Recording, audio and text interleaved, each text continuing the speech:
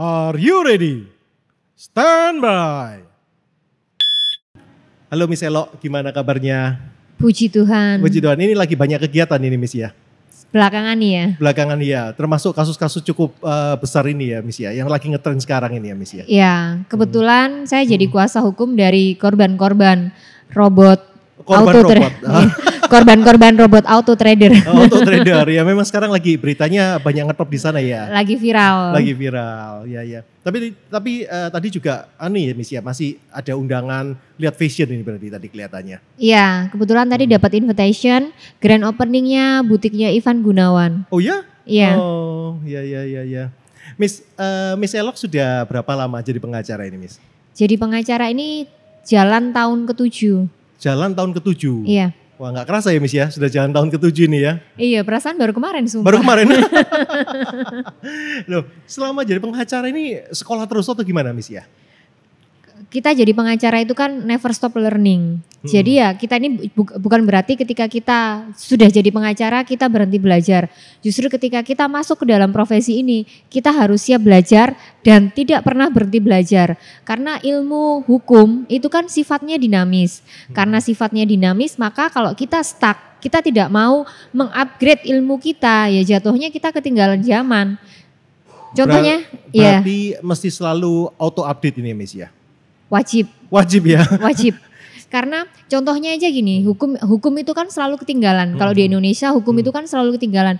Harus ada peristiwa dulu, baru kemudian hukum atau aturan-aturan itu baru muncul. Nah sementara kita sebagai orang hukum, meskipun regulasi belum ada, kita kan tetap harus bisa menemukan celah untuk membela klien kita. Atau menemukan celah untuk bagaimana sih kita mengoptimalkan atau kita mengeksplorasi dari kejadian yang sudah ada, kemudian kita temukan celah hukumnya untuk membantu membela klien kita di persidangan atau membantu klien kita pada tahap penyidikan atau penyidikan di kejaksaan maupun di kepolisian. Mantap ini, memang benar-benar ini ya Miss ya, dari cara ngomongnya memang pengalaman banget nih di pengacara ini. Saya sampai terkesima ini mendengarnya ini Miss. Miss bisa dijelaskan ini kan gelarnya ini kan banyak banget ya, kalau SH saya tahu pasti sarjana hukum ya. Nah sedangkan kalau MH sama CLA terutama ini gelar apa ya Miss ya? Oh gitu, makanan apa ini? Makanan apa ini? Kok banyak sekali ini ya? Iya, jadi kalau SH kan sarjana hukum, kemudian MH itu magister hukum, atau biasanya kalau di luar negeri itu master. Oh master. Kemudian kalau CLA itu Certified Legal Auditor. Jadi ibaratnya saya ini sudah tersertifikasi sebagai legal auditor di bidang hukum. Hubungannya banyak ke arah perbankannya enggak Miss? Semua, jadi kita kalau certified legal auditor itu biasanya sih kalau di awal kita bisa misal kekhususannya kita misalkan sebelumnya kita backgroundnya kerja di bank.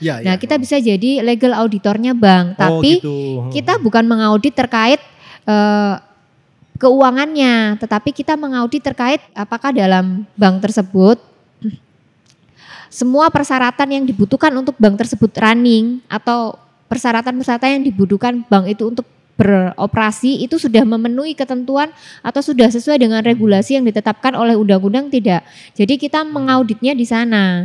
Gitu. Makanya kita bisa masuk nih ke perbankan, ke pemerintahan pun kita bisa masuk. Karena kita pintu masuknya kita mengaudit itu bukan dari kekhususannya, tetapi dari regulasi yang ditetapkan oleh pemerintah. Makanya seorang CLA atau Certified Legal Auditor ini harus sarjana hukum. Wajib itu ya Miss ya? Wajib, minimal harus sarjana hukum. Oke, baik Miss. Semakin berat ini teman-teman pembicaraannya ini kelihatannya. Miss, kalau saya search dari Google ya, Elok Kaja gitu ya, itu banyak banget ya berita-beritanya. Nah terutama berita yang saya cukup heran ini tentang masalah fashion designer. Nah Miss Elok ini kan juga pernah sampai sekarang fashion designer ini Miss? Fashion designer sekarang sih lebih sering datang aja sih ke acara-acara fashion. Gitu ya. Jadi lebih ke pengamat fashion kali ya. Pengamat fashion. Kayak sekarang lagi heboh itu ya kemarin yang fashion Indonesia yang merek-merek lagi Paris Fashion Show ya. Paris Fashion Show ya. Itu yang lagi heboh itu ya katanya Miss ya. Lagi viral juga ya katanya ya. Ya karena beberapa desainer kita ternyata sudah go internasional kan. Betul. Nah kalau ngomong tentang fashion designer ya, berarti Miss Elok ini kan berjiwa seni itu harusnya ya. Iya. Iya. Jiwa seni, nah sekarang jadi pengacara. Apakah ada hubungan jiwa seninya dari fashion, pengacaranya juga menggunakan jiwa seninya juga atau enggak, Miss? Atau bertolak belakang sebetulnya? Ya, kalau kita bilang terkait seni, kemudian kita bilang ke hukum, seni itu kan tidak ada patokan. Dalam seni itu tidak ada yang namanya salah. Oh memang, Ya. benar. Nggak Di ada dalam salah. di dalam seni itu tidak ada yang namanya salah, karena di dalam seni itu semuanya itu indah. Benar kan? Di dalam seni itu semuanya indah, semuanya itu bagus. Tetapi ketika kita berbicara terkait hukum, kita kan tidak bisa bilang bahwa semuanya itu benar, semuanya itu indah, tidak bisa seperti itu. Ibaratnya kalau di dalam hukum itu kan sudah jelas aturan-aturannya apa. Kemudian apa sih yang boleh dilakukan? Do don't-nya sudah jelas. Itu di dalam hukum. Tetapi kan kalau di dalam seni itu bebas, semuanya bebas. Tetapi kalau berbicara terkait apakah fashion saya dulu ketika menjadi fashion designer, kemudian saya terapkan di dalam profesi saya sekarang sebagai pengacara, itu pasti ada. Jadi waktu dulu saya belajar fashion designer, itu kan kita diajari bikin mood board. Mood board itu berarti yang analisanya apa yang harus dibikin? Story thinking ya, atau story brainstorming ya. Brainstorming itu kan kalau di dalam mood board itu kan jelas nih, kita ini idenya ini dari mana. Kemudian step by stepnya seperti apa. Kemudian di dalam mood board tersebut apa sih warna yang mau kita tonjolkan. Nah, ketika saya membuat mood board itu saya terapkan ketika saya menangani suatu perkara. Jadi di dalam perkara itu saya akan bedah case dulu. Gitu Saya bedah case-nya dulu, kemudian saya lihat perkara ini jalannya seperti apa sih. Jalan awalnya bagaimana, karena ketika kita menangani case klien, kita ini kan tidak ada di dalam peristiwa yang terjadi atau tidak ada ketika klien ini sepakat dengan orang lain atau ketika terjadi peristiwa hukum atau ketika terjadi peristiwa pidana, kita kan tidak ada di tempat kejadian, tetapi kita diwajibkan untuk tahu, mengerti, paham terkait jalan ceritanya. Nah, itu yang saya terapkan ketika saya menangani case. Jadi saya bikin dulu mood boardnya dulu, saya brainstorming dulu, kemudian step by stepnya seperti apa sehingga saya ini seolah-olah masuk atau ada di dalam peristiwa tersebut. Jadi ketika saya ada di dalam peristiwa tersebut, otomatis kan saya tahu saya harus melakukan apa untuk membela klien saya. Meskipun kalau di dalam fashion designer itu kan tidak ada dasar nih. Betul. Tidak ada dasar. Tetapi ketika dalam hukum itu kan jelas. Saya harus pakai undang-undang apa, undang-undang ini harus bagaimana. Kemudian ketika contohnya aja kalau saya menangani case-nya Fahrenheit. Orang lain melaporkan Fahrenheit cuma terkait perkara cybercrime. Cybercrime, tipu gelap. Kalau saya enggak, saya hajar habis. Mau dihajar habis ini kali ini? Saya hajar habis. Undang-undang yang saya masukkan ketika saya bikin LP untuk klien saya masukkan terkait cybercrime. Saya masukkan tipu gelapnya juga, pasal 372, 378. Kemudian TPPU-nya itu pasal 3, 4, 5 dan pasal 10. Pasal 10 itu pasal turut serta. Jadi siapa saja yang membantu untuk mengalihkan asetnya terkait tindak pidana pencucian uang, itu juga saya kenakan juga. Kemudian satu lagi saya masukkan terkait undang-undang perdagangan. Jadi udah komplit. Jadi total ketika kemarin saya melaporkan klien saya, total itu ada 9 pasal yang saya masukkan. Berarti yang Fahrenheit-nya bakal bonyok ini, Miss ya? Ya harusnya. Kena tinju sudah KO.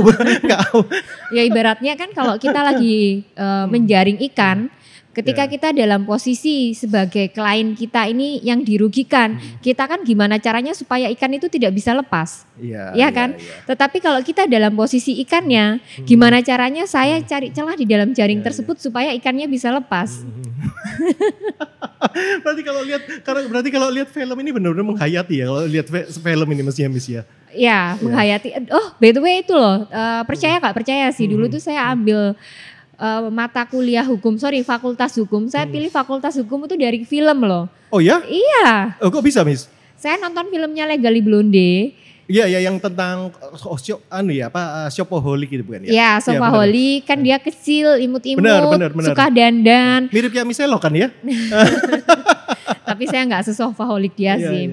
Dia aja bisa masuk Harvard. Makanya saya pikir dia aja bisa, meskipun itu cuma film. Akhirnya saya termotivasi di sana sih. Iya karena film itu ya berarti ya. Oke, terus ini Miss, kemarin kan kita sempat ngobrol-ngobrol ya, tema apa yang mau diusung ya. Nah kan ternyata Miss Elok ini kan punya moto ya. Ya ini motonya di sini. When your job is your passion berarti ya. Iya. Nah sekarang ya, berarti kalau di pengacara ini benar-benar passionnya Miss Elok ini Miss. Iya. Berarti kan harusnya kan banyak, kan pasti selama 7 tahun kan kasusnya kan banyak ya Miss ya. Nah lebih banyak menangani kasus apa Miss Elok ini? Imbang sih, narkoba terkait pidana iya, perdata iya. Kemudian saya nggak mau tuh cuma nanganin perkara terkait tata usaha negara. Oh tata usaha negara. Ya terkait perkara-perkara di pemerintahan itu saya nggak, fokus saya bukan di sana karena gitu. saya lebih fokus ke perkara pidana, perkara-perkara perdata. Cuman tidak menutup kemungkinan kalau seandainya, cuman ini sih kalau terkait perkara korupsi itu saya masih kurang convert untuk saya nangani. Oh gitu ya. Iya. Ya. Berarti kalau pidana pasti banyak ya Miss ya? Kalau pidana pasti banyak. Saya pernah pegang case-nya pembunuhan yang di Ahmad Yani. Di Ahmad Yani Miss ya? Iya, perkara pembunuhan yang di Ahmad Yani. Suzuki Ahmad Yani. Oh iya. Benar, Itu kan sempat viral. Iya, waktu itu saya juga handle. Saya pegang ini sih, saya pegang pelakunya. Oh, pegang pelakunya maksudnya apa? Menghandle pelakunya, Iya, membela? saya membela pelaku pembunuhannya. Loh, itu kan berarti sesuatu yang bertolak belakang mestinya Miss ya. Kalau bela kan enak, bela korbannya atau apa. Ini kan tambah pelakunya dibela Miss. Iya, kalau korbannya nggak usah dibela. Gak usah dibela? Korbannya nggak usah dibela karena korbannya sudah dibela oleh hukum. Oh gitu, berarti nggak susah kalau membela yang pelakunya ini Miss? Sebenarnya kalau dibilang susah ya bertentangan sih, bertentangan sama hati nurani. Tetapi ketika kita kembali, ketika saya disumpahkan saya harus membela. Saya tidak boleh memilih-milih klien, saya juga tidak boleh membeda-bedakan klien juga. Saya kan disumpah dengan kitab suci. Iya. Ibaratnya itu kan sumpah saya bukan sama manusia, tapi itu sumpah saya sama Tuhan. Ibaratnya kan Tuhan datang ke dunia atau Nabi datang ke dunia itu kan bukan nyari orang yang benar. Iya. Nabi datang ke dunia kan nyari orang yang salah. Oh gitu ya, baru tahu saya ini. Prinsipnya baru tahu. Ternyata kalau membela orang yang salah juga, orang salah wajib dibela juga ya. Enggak. Ya, jadi kita membela itu bukan totally membela perbuatan yang dia lakukan, bukan. Kalau perbuatannya salah ya memang perbuatannya salah, tidak bisa kita bela perbuatannya dia. Jadi perbuatan salah itu tidak kita benarkan, tetapi yang kita bela dan kita perjuangkan adalah apakah si pelaku ini mendapatkan hak-haknya dia sebagai seorang pelaku atau hak-haknya dia sebagai seorang narapidana atau tersangka, terdakwa. Mereka kan juga memiliki hak. Hak itu yang kita perjuangkan. Jadi biar stigma masyarakat ini berubah ya. Stigma masyarakat ini kan mereka mikirnya gini, pengacara ya membela yang bayar. Iya benar. Wajar. Saya juga tidak menyalahkan karena kalau saya nggak dibayar belum tentu saya bela. Gitu ya? Enggak, tapi itu enggak.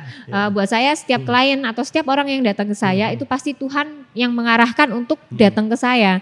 Jadi dia ada money atau dia nggak bayar saya sekalipun, saya akan tetap bantu dia. Nah ini nanti ada kelanjutannya nih, saya menanyakan tentang masalah itu nih Miss. Saya juga search lagi di Google ya Miss ya. Nah salah satu di Google itu dia menjelaskan bahwa Miss Elok ini kan menggagas tentang konsultan perkawinan.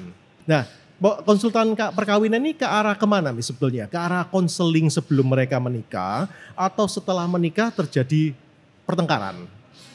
Kalau konseling perkawinan atau konsultan perkawinan, saya sih berharapnya sih sebelum pre selama perkawinan, bahkan ketika mereka memutuskan untuk bercerai, mereka konsultasi dulu. Sebelum bercerai konsultasi dulu. Kalau saya sih harapannya itu sebelum mereka menikah, sebelum mereka kawin, mereka konsultasi perkawinan dulu. Supaya mereka tahu ketika mereka menikah itu kan dua manusia, ibaratnya dua kepala dijadikan satu. Bahkan bukan dua kepala yang dijadikan satu, dua keluarga yang dijadikan satu. Ketika dua keluarga dijadikan satu, itu kan pasti ada latar belakang budaya, bahasa, kemudian sifat-sifat yang ketika pacaran belum muncul, ketika dalam pernikahan itu muncul. Kemudian yang paling masalah yang sering kali terjadi dalam perkawinan itu adalah terkait materi, terkait bisnis, terkait materi. Justru itu yang paling banyak yang paling banyak menjadi penyebab perceraian adalah terkait permasalahan ekonomi. Ekonomi ya Bis ya. Iya. Berarti ekonomi itu masih nomor satu untuk mengakibatkan perceraian ya Bis ya. Iya. Ekonomi nomor satu, perbedaan prinsip, kemudian yang terakhir soal selingkuh. Selingkuh ya, oke. Miss, ini kan kita kalau di teman-teman airsoft ini ya Miss ya, teman-teman menghobi lah, entah itu airsoft atau apa teman-teman hobi kita bilang ya Miss ya. Kita selalu kadang itu kok beli sesuatu yang hobi ini, kita ketakutan tersendiri Miss. Tahu ya, jadi kita menyembunyikan apa yang kita hobi kita yang kita beli ini, kita sembunyikan terhadap istri. Ada nggak penyebab perceraian karena hobi itu Miss ya? Ada. Kemarin itu saya handle perkara cerai karena istrinya suka main Facebook. Main Facebook? Nggak apa-apa ya? Oh nggak apa-apa. Oke. Saya kira nggak boleh sebutin nama brand. brand. Boleh. Kita bebas kok Miss. Karena kita nggak ada sponsor apa-apa. Kita kan ngobrol santai. Jadi kita bebas. Oh karena kebanyakan main medsos? Ya kebanyakan main medsos terus. Ya itu gara-gara kan sekarang ibu-ibu kan hiburannya kan dikit-dikit main TikTok, dikit-dikit TikTok. Benar. Nah itu suaminya ngerasa gerah, akhirnya dia menceraikan istrinya. Oh. Makanya saya juga, aduh kok nggak ada yang lain ya? Oh gitu. Maksudnya kok nggak ada alasan yang lain? Masa penyebab cekcoknya tuh cuman perkara ini, perkara main medsos. Ternyata medsos ini bukan hanya menyatukan yang jauh, tetapi menceraikan yang dekat juga. Yang jauh jadi dekat, yang dekat jadi jauh berarti ya Miss ya. Terus ada satu lagi dulu tuh ada aplikasi ya yang aplikasi apa ya? Saya lupa itu aku salah satu. Oh Bigo. Iya Bigo.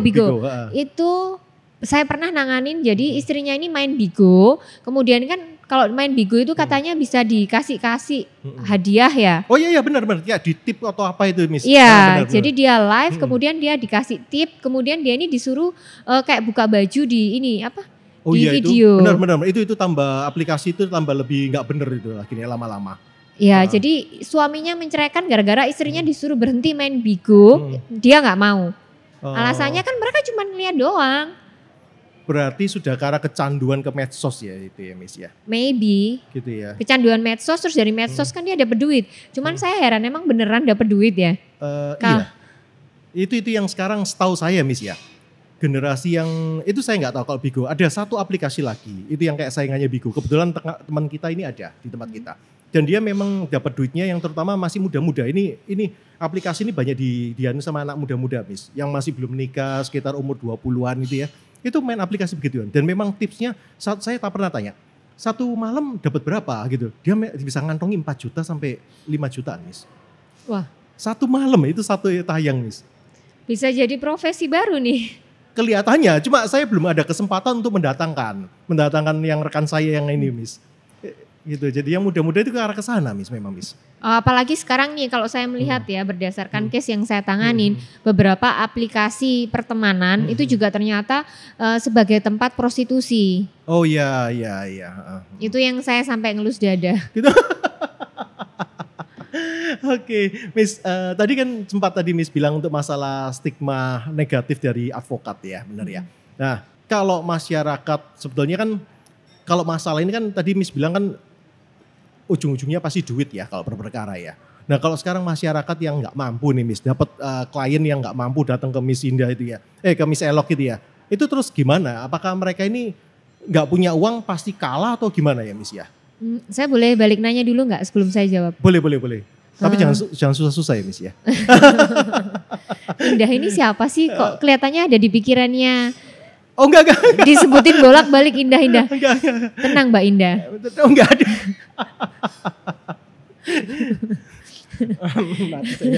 Ini tahunnya. Cuk. Intermezzo. Jadi begini, pengacara itu memiliki kewajiban untuk menangani perkara prodeo atau untuk menangani case yang dia ini benar-benar tidak boleh menarik fee profesional ke masyarakat atau ke klien. Cuman tiap pengacara itu kan memiliki standar masing-masing nih. Apakah standarnya cukup nggak punya duit aja atau dia ini harus ngasih surat keterangan tidak mampu. Nah kalau di LBH itu kan memang ada persyaratan-persyaratan supaya dia ini mendapatkan free fee advokat. Di LBH. Di LBH. Ah. Tapi kalau di LBH itu kan dia persyaratannya itu banyak. Minta KK, surat keterangan tidak mampu. Oh berarti kalau LBH itu nggak bisa langsung datang, langsung ditangani, tapi harus ada administrasinya, persyaratan gitu-gitu ya? Iya, ada administrasi yang harus dilengkapi baru bisa mendapatkan free fee advokat. Tapi sebenarnya itu tidak free karena oleh pemerintah, Ditunjang pemerintah? ditunjang pemerintah, setiap case-nya mereka mendapatkan bayaran 5 juta. Makanya kan administrasinya kan banyak dan ruwet. Betul, betul. Ya, cuman ini di podcast ini saya juga mau bilang siapapun yang sedang dalam kesulitan dan memang tidak ada uang, saya bersedia membantu. Saya akan bantu karena saya anggap setiap ada orang yang datang ke saya, pasti Tuhan kirim beliau untuk datang ke saya. Gitu. Itu yang jadi saya benar-benar yakini. Miss Elok ini melakukan secara ikhlas. Saya melakukannya secara ikhlas karena sekarang ini kan saya menganggap bahwa job saya ini passion saya. Ibaratnya bayangin profesi mana sih yang kita cuman ngomong-ngomong kayak gini doang dibayar. Ya, Atau orang ngobrol nih sama saya itu bisa menyelamatkan hidupnya dia. Betul. Hanya dalam profesi advokat yang kita ini ngobrol sama orang, kita ini ngomong sama orang, tetapi kita bisa menyelamatkan hidupnya. Hidup ini dalam arti begini, kalau hidup itu kan bukan berarti mati, kita menyelamatkan hidupnya berarti dia ini kalau nggak kita tolong mati, enggak. Tetapi kita hidup tetapi berasa mati. Contohnya ketika kita ketika kita dalam masalah perdata, aset-asetnya kita itu kan aset-asetnya kita ini kan yang dipermasalahkan. Bayangkan ketika asetnya kita mau disita, entah itu oleh bank atau entah itu oleh rekan kerja kita, itu kan hidup sudah berasa mau mati. Betul. Benar kan? Benar. Atau kita dimiskinkan oleh hukum, hidup juga berasa mati. Benar. Apalagi ketika kita menangani perkara pidana. Perkara pidana itu perkara yang menguras emosi menurut saya. Menguras emosi, menguras hati. Kenapa? Karena kita selain berhadapan dengan pelaku, kita berhadapan dengan korban, kita berhadapan dengan keluarga korban dan keluarga pelaku. Kebayangkan emosi yang dicurahkan di sana. Ya. Contohnya kayak waktu saya nanganin perkara pembunuhan itu. Orang kan mikir gini, ngapain sih pembunuh dibela? Karir kamu ibaratnya nama kamu itu bakal jelek karena kamu dianggap masyarakat itu pasti mikir kamu belani orang yang salah. Tapi saya tetap berpikiran bahwa saya meyakini bahwa profesi saya ini tidak membela yang benar. Karena memang profesi saya ini kita bukan membela yang salah, tetapi kita memperjuangkan hak-haknya. Memperjuangkan hak-haknya yang harus digarisbawahi itu. Betul, memperjuangkan hak-haknya dia sebagai manusia lahiriah atau sebagai natural person. Ya. Jadi yang kita perjuangkan hak-haknya, bukan perbuatannya yang benar, bukan perbuatannya yang salah kita benarkan, tetapi yang kita perjuangkan adalah hak-haknya dia sebagai natural person. Mantap. Miss, tentang masalah ikhlas ya. Saya ini sempat juga dari salah satu story-nya Miss juga ya, dari Sujiwo Tejo yang mengungkapkan. Ini tapi benar nggak ya? Saya nggak tahu ini berlaku nggak ke Miss Elok ini ya. Dia mengatakan ini, katanya nyomot dari kata-katanya dari Semar, Miss. Siapapun yang bekerja dengan ikhlas, mungkin kaya, mungkin tidak kaya. Tapi setiap kali butuh, duit itu ada. Benar nggak itu, Miss? Betul ya Miss ya? Betul. Berarti kalau pas butuh Miss melakukan pekerjaan yang mungkin nggak dibayar gitu ya. Tapi nanti kalau pasti akan dapat sesuatu, dapat timbal baliknya lagi itu berarti Miss ya. Dapat berkat yang lainnya berarti ya. Betul sekali. Ibaratnya itu seperti subsidi silang. Subsidi silang gitu ya Miss. Benar. Ya. Jadi kalau saya menangani case yang saya tidak menarik fee advokat, itu seperti subsidi silang karena dari klien saya yang lain saya kan mendapatkan bayaran nih, saya mendapatkan salary. Kan bukan berarti semua klien yang datang ke saya ini gratisan semua, kan enggak. Betul. Klien memilih saya karena mereka tahu kemampuan saya. Iya. Jadi ketika klien tersebut dia mampu, saya akan buka nih tarif saya sekian. Nah tinggal klien saya mampu tidak. Kalau klien saya tidak mampu, maka kita akan bargain. Bener kan? Betul, kita betul, jadi pengacara juga harus pinter tawar-menawar nih sama klien. Iya. Jadi ibaratnya ya ngomongnya jadi jauh banget ya. Enggak apa-apa ini, kan kita ngobrol santai, bukan yang resmi. Jadi ibaratnya kita jadi pengacara kita itu harus all in. All in kita ini harus jago tawar-menawar sama klien, udah gitu kita ini harus jago ngomong, kita ini harus jago meyakinkan, kita juga harus jago marketing. Bagaimana caranya kita membranding diri kita sendiri. Jadi ke arah personal brandingnya harus kuat ini ya Miss. Betul. Ya? Personal branding kalau jadi advokat, saya rasa personal brandingnya harus kuat. Kenapa? Kayak contohnya aja pengacara-pengacara senior saya, mereka kan menjual nama mereka, bukan menjual law firm-nya. Ya inilah bedanya di Indonesia dengan di luar negeri. Kalau di luar negeri yang dijual itu law firm-nya. Nama law firm-nya yang dijual, bukan nama perorangannya. Iya, kebanyakan di sini perorangannya ya, Miss ya. Iya. Kalau di sini ini kan ibaratnya kita ini masih takut ketika kita mau meng-hire orang. Ya memang saya tidak salah sih kalau seandainya ada advokat, dia mau hire advokat baru, dia merasa ketakutan. Karena gini, di dalam advokat itu kita ini kan ada etika profesi. Nah di dalam etika profesinya kita, ini termuat di dalam undang-undang advokat. Jadi advokat itu beracara berdasarkan undang-undang. Jadi kita ini diatur oleh undang-undang. Undang-undang nomor 18 tahun 2003 tentang advokat. Nah, di sana itu di salah satu pasal di dalam undang-undang tersebut dinyatakan bahwa rahasia klien itu tidak boleh dibocorkan ke orang lain. Mantap ini. Panjang ini penjelasannya luar biasa ini. Memang ibu pengacara profesional ini luar biasa ini. Miss, terus satu lagi. Saya ini lihat juga, ngikuti follow Instagramnya Miss Elok ini ya. Nah yang saya lihat ini, karena saya juga hobi nih. Miss Elok ini juga suka nembak. Iya. Ya, nah suka nembak ini karena untuk memang hobi atau memang untuk membekali diri dari ini ya Pak, dari profesinya Miss Elok, dari pengacara mungkin banyak ancaman atau gimana ya Miss ya? Kalau banyak ancaman itu pasti. Karena pasti Miss ya? Pasti, karena kan kalau ada orang bersengketa atau ada orang berperkara, itu kan ibaratnya kita pasti ada lawannya. Nah kalau kita dimenangkan nih, ternyata saya menang nih, saya menang ketika menangani suatu case, ya kan kita tidak tahu orang yang dikalahkan ini terima, legowo, atau di dalam hatinya dia ini nggak terima. Nah misalkan dia bersikap baik nih di depan kita, tapi tahu-tahu mencari celah kita. Nah contohnya aja kayak saya nanganin case pembunuhan. Saya nanganin case pembunuhan ini kan otomatis kan keluarga korban ini kan pasti sakit hati. Ya kadang-kadang ya ada sedikit rasa ketakutan. Tapi ya makanya itu kan saya ini belajar menembak. Belajar menembak, tapi ternyata menembak itu tidak semudah di film-film. Bukan gak mudah mungkin karena memang harus tahu teorinya dan harus yang diajar dengan yang tepat. Memang nggak gampang memang ya menembak. Benar. Kalau saya lihat film di James Bond itu kan kelihatannya satu tangan aja gampang ya Miss ya. Iya, menembak aja dia sambil lompat. Bener kan? Sambil lompat, sambil kejar-kejaran dia bisa nembak loh, dan menembaknya itu dia pas mengenai sasaran loh. Betul. Kebayang nggak? Itu ilmunya tingkat tinggi. Itu yang bagian editnya bagus itu Miss. Terus ini Miss, kalau seandainya ya kita ngomong tentang self defense ya Miss ya. Nah kalau seandainya kita posisi terjepit ya, kita melakukan perlawanan dengan contoh kita pakai spray yang merica itu kan banyak, saya rasa kan banyak dijual bebas juga. Terus setrum kayak atau apa gitu, atau pakai tongkat baseball kita siapkan di mobil. Nah kalau sampai yang mengancam kita melakukan perlawanan terus terluka, itu bagaimana kasus hukumnya Miss ya? Kita harus melihat dulu ketika terjadi hal seperti itu, pembelaan karena terpaksa itu dibenarkan oleh undang-undang, namanya overmah.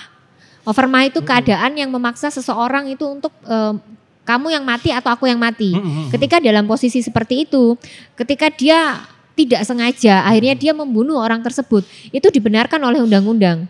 Karena itu karena itu di dalam undang-undang disebut pembelaan terpaksa. Jadi undang-undang itu tidak serta-merta asalkan ada korbannya, asalkan ada yang mati, pasti kamu salah. Jadi hukum kita itu tidak seperti itu. Ketika terjadi perbuatan pidana, maka harus dilihat dulu orang tersebut mampu tidak bertanggung jawab.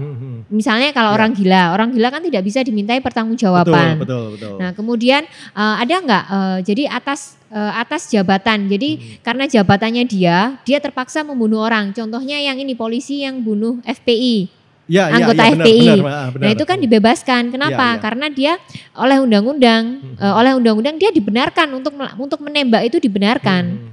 Contohnya seperti itu. Kemudian keadaan terpaksa ini ya contohnya dia ini dihadapkan pada suatu keadaan di mana kamu yang mati atau saya yang mati.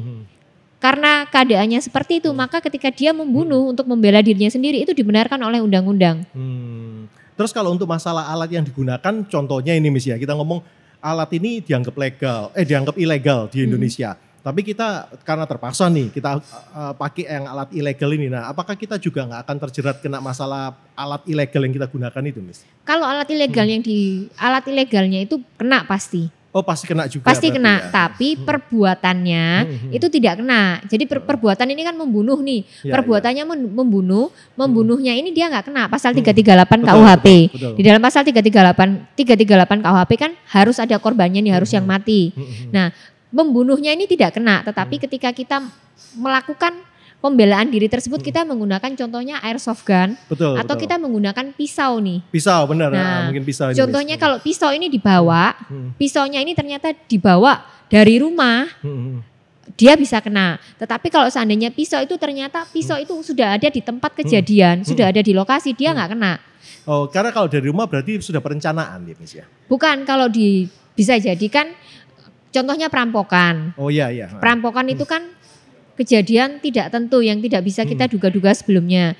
Tapi kita ini bawa senjata dari rumah, senjata sajam contohnya ya, pedang kayak, pisau kayak. Betul. Nah kita bawanya itu ya memang karena fungsinya untuk kita jaga-jaga. Dia bisa kena. Oh gitu. Tapi kalau ternyata senjatanya itu ditemukan di situ, di tempat kejadian tersebut, tidak dibawa, itu dia nggak kena. Berarti hitungannya kayak seperti pembelaan diri. Pembelaan diri. Nah kalau perencanaan pembunuhan, itu dia memang sudah sengaja, dia dari rumah memang mau membunuh orang tersebut. Sudah ada alat-alat yang dipersiapkan, kemudian dia sudah mempersiapkan waktu dan tempatnya juga. Nah itulah perbedaannya. Kalau orang awam kan pasti melihatnya pembunuhan itu ya cuman asalkan orang mati ya pasti itu pembunuhan. Di dalam hukum itu dibeda-bedakan. Ada penganiayaan yang menyebabkan matinya seseorang. Ya memang orangnya sama-sama mati tapi kan diawali dengan penganiayaan terlebih dahulu. Betul. Itu bukan pembunuhan. Nah, mulai pusing nggak? Atau udah mulai pinter nih? Sudah, Miss. Kalau saya sih rasanya sudah pusing banget ini. Harus ada waktunya ngopi nih, Miss. Wah, kalau ngopi harusnya kita ke JJ Coffee ya. JJ Coffee, ya benar. Kita harus, karena kan ada tempat ngopinya, sama ada tempat juga menghilangkan penat, arena menembak dengan airsoftnya juga nih, Miss. Wah, boleh dong ini saya dicoba. Harus nyoba ini, karena kan Miss Elok ini kan juga nembak api ya kan. Iya. Nah, kan rata-rata kan nembak apinya kemarin kan statis ya, Miss ya. Iya. Ya, nanti kita nyoba statis, tapi utamanya yang lebih seru sebetulnya lebih ke arah tembak reaksinya. Jadi mengandalkan reaksinya kita untuk bergerak, Miss. Nah, pernah nyoba nggak itu, Miss? Belum pernah. Kelihatannya seru nih. Nah, nanti kita coba ya, Miss ya. Terus JJ Coffee ini ada di mana? JJ Coffee ini ada di WTC kan ini, Miss. Nah, Surabaya ya? Surabaya. WTC lantai berapa ya? Kok rasanya kebalik ini, Miss, yang menanyakan ya, Miss. Loh kan saya mau ke sana. Oh gitu ya. Saya pikir... Jadi kan saya harus tahu nih tempatnya di mana. Ini ada di WTC lantai 5 kita, Miss. Jadi WTC yang lama ya. Kan WTC ada 2 lama sama baru. Ini yang lama nanti naik aja lantai paling atas. Yang biasanya kalau Miss Elok kan tahu yang dulu ada grosiran yang kayak supermarketnya aksesoris handphone. Iya. Nah itu di sana. Karena nanti memang katanya WTC nih, Miss.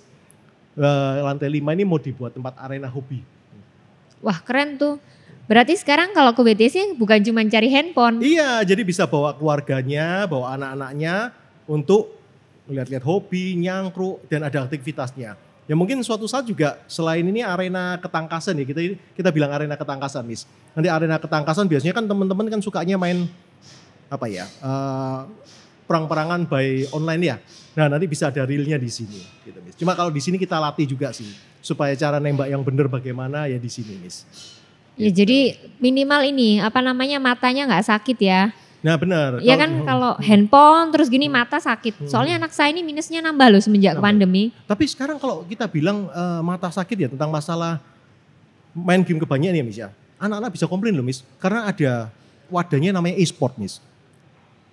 E-sport di bawahnya KONI loh, Miss. Jadi olahraga prestasi. Oh ya? Iya. Jadi game itu ada ini? Ada. Game itu sekarang jadi masuk salah satu cabang olahraga? Cabang olahraga namanya e-sport itu, Miss. Di bawahnya KONI lagi. Keren ya sekarang ya.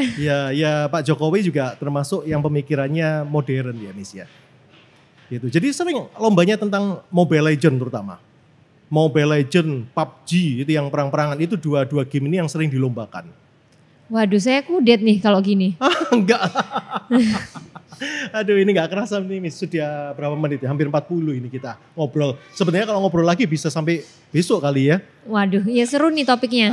Ada aja yang dibahas. Gak ada habisnya ya nanti. Miss, terima kasih banyak atas waktunya ya. Nanti mungkin next kesempatan kalau pas ada info yang heboh, nanti kita undang lagi Miss Elok ya di sini. Boleh. Ya. Kalau yang ini kan sekarang ada heboh, cuma kan mungkin nggak akan kita omong. Cuma sepintas tadi kan sudah penonton ini kan sudah mengetahui tentang masalah robot trading itu, kasus robot trading. Iya, nanti saya akan bikin podcast terkait robot trading. Mantap. Baik Miss Elok, terima kasih banyak atas waktunya. Teman-teman jangan lupa ya untuk like dan subscribe channel kami. Terima kasih banyak.